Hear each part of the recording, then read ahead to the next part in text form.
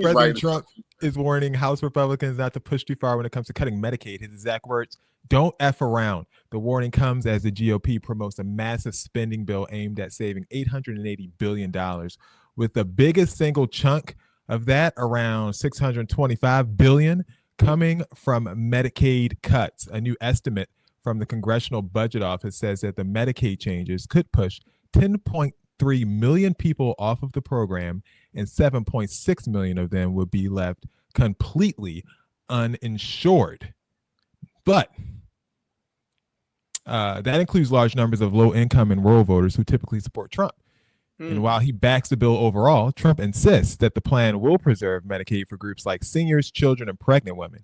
Not everyone in his party agrees. Republican Senator Josh Hawley, the person who had his fist up during that insurrection, is calling the cuts morally wrong and warns that they could be politically suicidal. It is wrong to cut health care for the working poor. And that's what we're talking about here with Medicaid. They're not on Medicaid because they want to be. They're on Medicaid because they cannot afford health insurance in the private market. These are working people and their children who need health care. And it's just wrong to go and cut their health care when they're trying to make ends meet, trying to help their kids, trying to make sure that they're able to provide for their families. So I hope that the House GOP and the Senate GOP will get the message here. Bill, he fell on that. That's constituent pressure right there. And because they was calling that office. You know they was. They was ringing. They was turning him every which way but loose. Every which way but loose. At the same time, GOP fundraising is taking a hit. Elon Musk, who spent more than $250 million backing Trump's political machine, now says that he's done. He told the Qatar Economic Forum, I think in terms of political spending, I'm going to do a lot less in the future. And why is that? I think I've done enough. Is it because of blowback? Well, if I see a reason to do political spending in the future, I will do it. I do not currently see a reason. Okay. What about Elon seemed a little upset with somebody. I know why. He's pissed off. This comes after Musk's preferred candidate lost in Wisconsin, despite a record-setting $21 million he spent in donations. Since then, Musk has backed away from both political spending and his controversial role in federal public policy.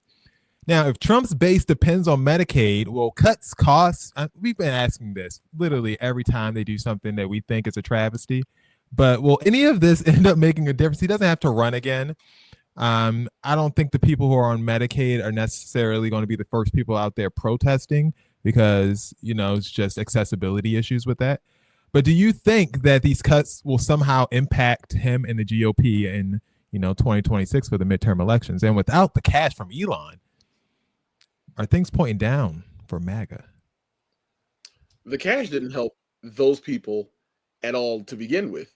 Like, he was out there handing out them checks for $1 million over here. And then people like, yeah, we got you, Elon. We're going to put your people in, Elon. And they took them checks and walked that voting booth. Was like, Democrat.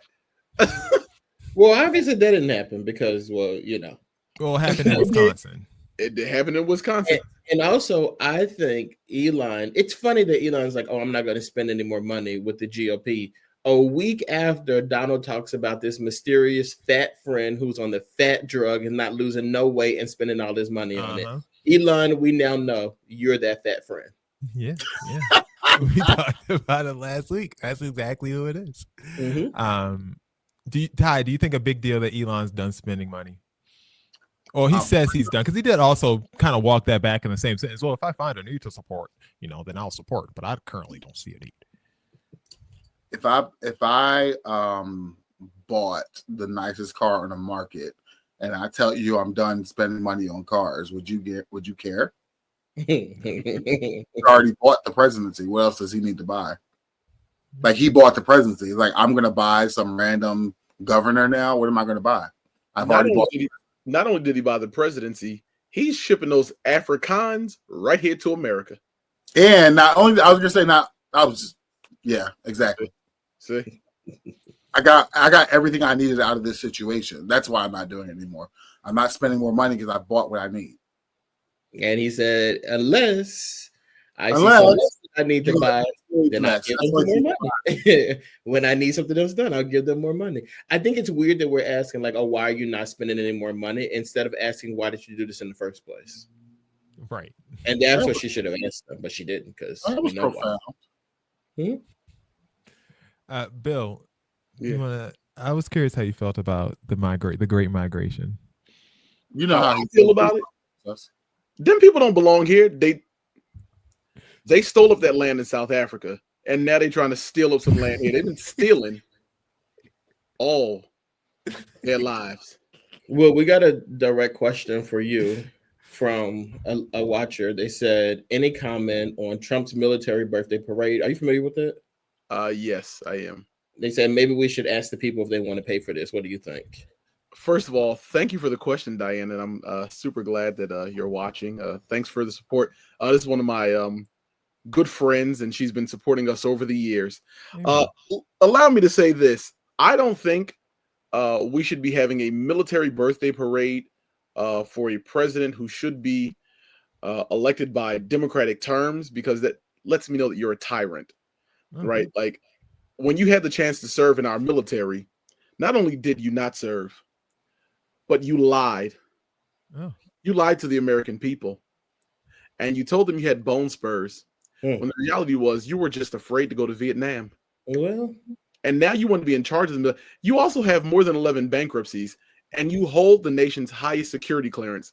With one bankruptcy, none of my military friends could get none of us could get a security clearance. With one bankruptcy, with student loans, right? We struggle to get a security clearance. But this man, with more than 11, has a top security clearance in the world. That's a problem. As far as people paying for it, the people voted him in. They're paying for every single thing he wants done. He's already spent more than $100 million on golf alone. He hasn't done anything, just played golf, and taxpayers have paid for it.